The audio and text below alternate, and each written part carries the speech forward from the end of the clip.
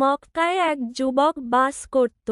পরহেওগার, আল্লাহ ভীরু, তবে খুবই গরিব। একদিন যুবকটা জীবিকার উদ্দেশ্যে মক্কার গলি দিয়ে হাঁটছিল। হঠাৎ চোখে পড়ল, একটা হাড় পড়ে আছে। আশেপাশে আর কেউ নেই দেখে হাড়টা উঠিয়ে নিল। মালিকের খোঁজে হেরেমে এলো।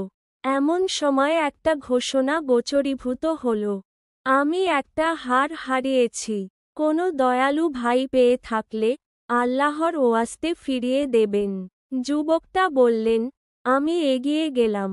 বললাম, আপনার হাড়টা কেমন? বর্ণনা দিন তো। বর্ণনা মিলে গেলে হাড়টা হস্তান্তর করলাম। আশ্চর্য হয়ে গেলাম, লোকটা হাড়খানা নিয়ে টু শব্দও করল না। সোজা গটগট করে হেঁটে চলে গেল।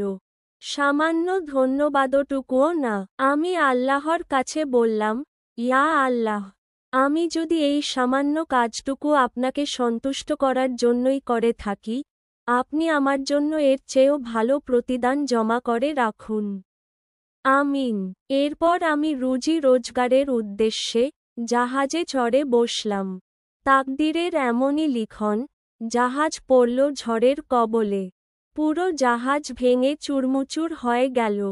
হাতের কাছে যে যা পেল ওটা ধরেই ভেসে রইল। আমিও ভাসতে ভাসতে একটা দ্বীপে গিয়ে উঠলাম। ওখানে দেখলাম একটা মসজিদ। মন খুশি হয়ে উঠল। মসজিদে গিয়ে নামাজ আদায় করলাম। আমার তো যাওয়ার আপাতত কোনো জায়গা নেই।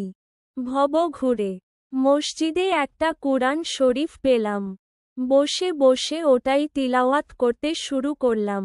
আমাকে কুরআনখানা পড়তে দেখে সবাই আমাকে চারপাশ থেকে ঘিরে ধরল। অবাক হয়ে প্রশ্ন করল, আপনি কুরআন পড়তে পারেন? পারি। তারা বলল, আমাদের কাছে এই কুরআন কারিম অনেক দিন ধরে পড়ে আছে। আমরা এটা পড়তে পারি না। আমরা এটাকে পরম যত্নেও রেখে দিয়েছি। এক নাবিকের কাছ থেকেই আমরা এটা কিনেছিলাম। আমাদের এই দ্বীপে আগে একজন ছিলেন, তিনি এই কুরআন পড়তে পারতেন, ঠিকঠাক করা ছিল, তিনি সবাইকে কুরআন শিক্ষা দিবেন। এরপর তিনি হজ্জে গেলেন, আর ফিরে আসেননি।